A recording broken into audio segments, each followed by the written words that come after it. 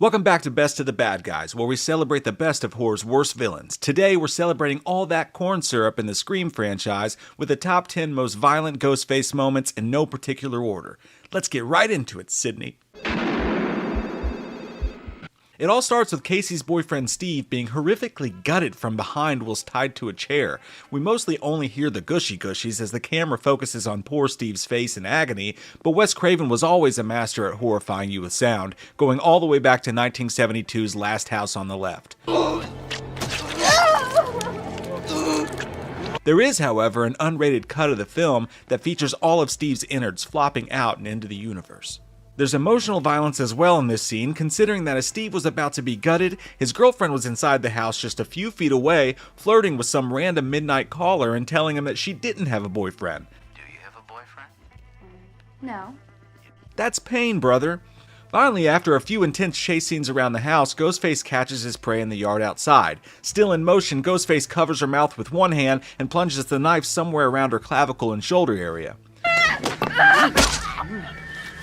She gives him the old knee to the groin move and escapes, but only for a fleeting, emotionally wrenching moment. Casey sees her parents arriving home just in time and tries to yell out for them to save her, but can't. It's f***ing horrifying because once again her would-be saviors are right there and she can't reach them. It's like those dreams where you try to scream but you can't. Instead, Ghostface catches up to her and raises the knife as Marcos Beltrami's score rages in the background.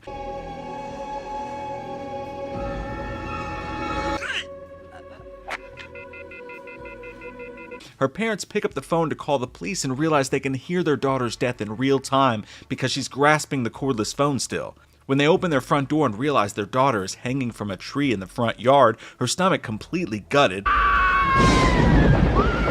When you freeze frame the Drew Barrymore replica, it's quite haunting and I don't like it one bit. This is not only a graphic kill, but it's one where the violence isn't merely in the gore, but rather the sadistic way in which it attacks all of your senses. Later in Scream, while Tatum heads to this apparently extremely cold garage to get more beers as Republica's Drop Dead Gorgeous plays in the background, because Scream has the best soundtracks, I only have one thought. Who keeps eggs in their garage beer fridge? I mean, it just seems inconvenient. It's all the way in the garage, and then you gotta take the eggs all the way to the kitchen. Anyway, Ghostface shows up looking shimmery as ever and cuts Tatum Tots across the forearm just to let her know he means business. It's the kind of slow, unusual cut that makes you squirm. Their fight continues before finally Tatum makes the fatal mistake of trying to fit those things through a cat door. Ghostface hits the garage door button and it begins to carry her to her doom, Emilio Estevez Mission Impossible style. The garage door impales her face in a gnarly fashion and her head sculpt has that same freaky look as Drew Barrymore's pinata we saw in the opener. As far as the realism of this scene goes, let's just assume that Stu's rich parents had the money to get a really strong garage door opener with no safety settings. Again, later in Scream, while Billy and Stu's kitchen reveal didn't feature a victim or even a death yet, the sight of these two nut bars stabbing each other repeatedly sticks with you. Oh, this is the greatest part. The house is already covered in blood and dead bodies, yet here you have these two psychos all jacked up on Mountain Dew and stabbing each other. Get up! Yeah, man, get up! Hey! Billy only let Stu stab him one time in the side, but Billy stabs Stu several times, with several of them happening off screen as the camera focuses on Sydney's horror, something that probably happened because of an MPAA issue with all the stabbing. Though they are doing it to make themselves seem like the only surviving victims, there's still something extremely unsettling about volunteered mutilation. I'm feeling woozy here! The fact that Stu pleads with Billy to stop because he can't take anymore gives it an even more sinister feel, and once again the sound effects team on Scream was top notch. This even sounded nasty. You gotta have a sequel! Ah! Ah! Finally making it to Scream 2, we have the deaths of Phil and Maureen when it opens up with one of the coolest looking movie theater experiences of all time, until it isn't. First off, they get entire Ghostface outfits for free. Not in this economy, am I right? But despite Maureen's awful attitude and penchant for ordering popcorn with no butter, this crowd is a blasty blast. But not for the happy-go-lucky, probably fun dude to hang out with in real life Phil. He takes a knife to the ear hole while trying to ear hustle on some perverts in the next stall.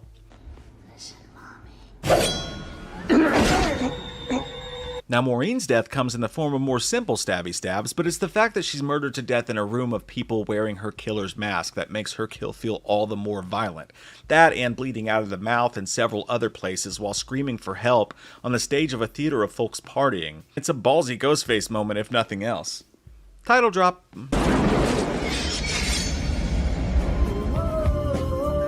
Moving right past the MPAA and dimension-neutered Scream 3, the death of Olivia in Scream 4 is no doubt one of the most heinous in the franchise, with a great setup that includes tricking Kirby into thinking he's in the closet. I never said I was in your closet.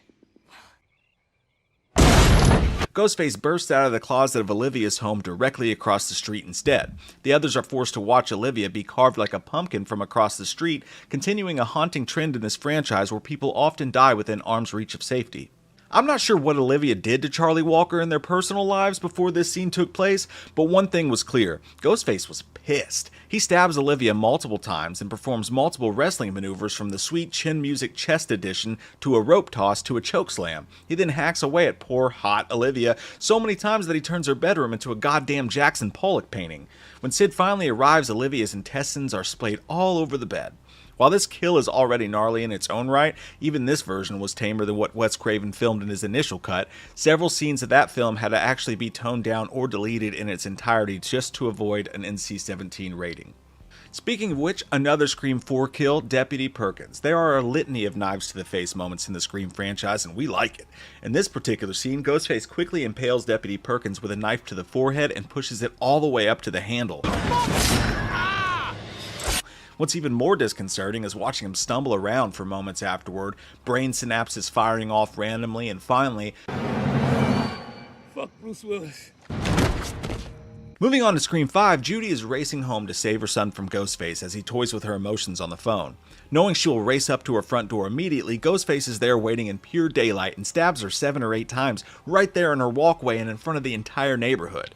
You can almost hear the birds chirping in the background as no one seems to notice or care. It's wild. Then he follows that up by slowly entering the buck knife into her son's neck as he tries to fight him off. This kill is specifically gross because the knife goes in all slow-like and in an awkward position. The knife just kind of dangles out the other side of his neck like one of those popsicles and plastic sleeves going back and forth. It's really cool, and to be honest, both of Radio Silence's Scream films were underratedly violent.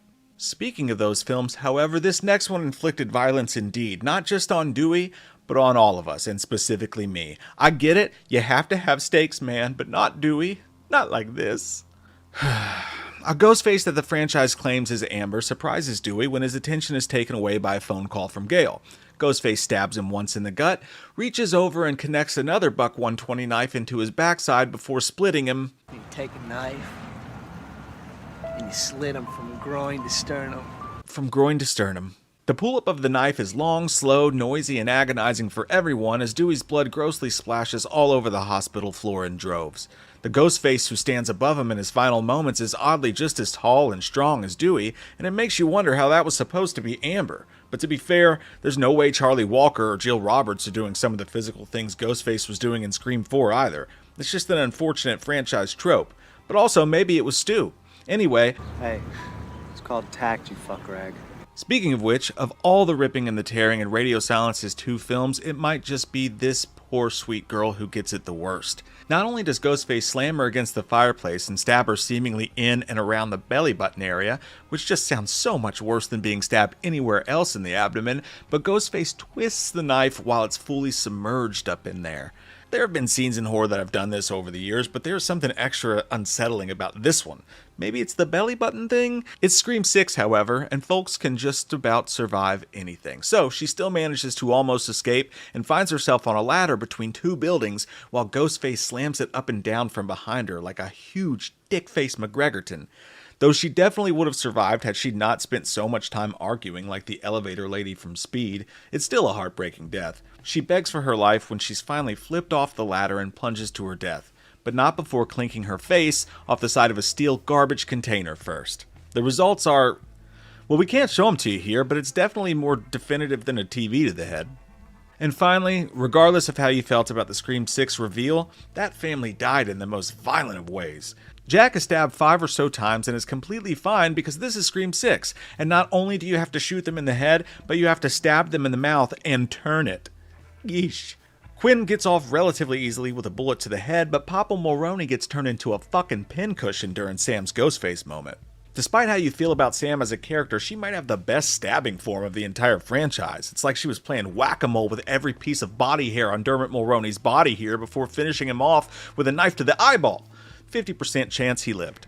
There's also, of course, the bodega scene and a pretty sweet knife to the face for Kittredge the therapist, but one is super quick and Ghostface with a gun does feel a little less inspired. And shout out, by the way, to Jill shooting Trevor right in the dick in Scream 4, while wearing khakis, which somehow makes it so much worse. Hell, there's also the opening of Scream 6, which featured a chopped up fridge corpse, a Samara slashing, and tum-tum openings, but it just missed the list, of which there were so many violent options. Let us know in the comments down below which moments you feel like we missed, and we hope you enjoyed this list of awful, no good nastiness regardless, and will join us for our entire playlist of Best of the Bad Guys, which already includes everyone from Freddy to Pinhead. We hope you have an awesome day.